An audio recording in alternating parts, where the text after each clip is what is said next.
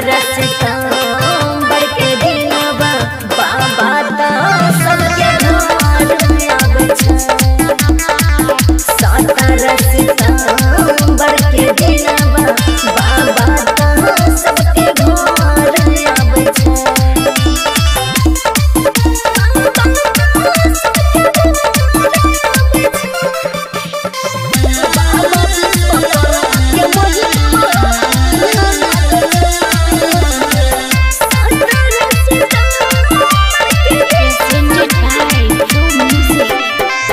सोनवा के लंका पिया इना कर देन छै।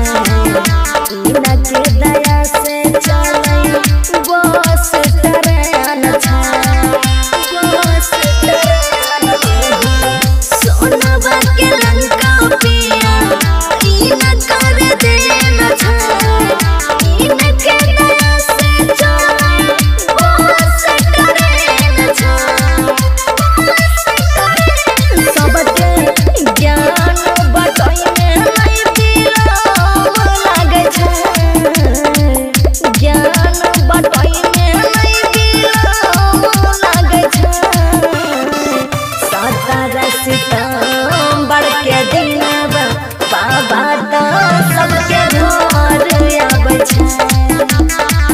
17 सितंबर के दिनवा बाबा ता सबके घर आवे छै।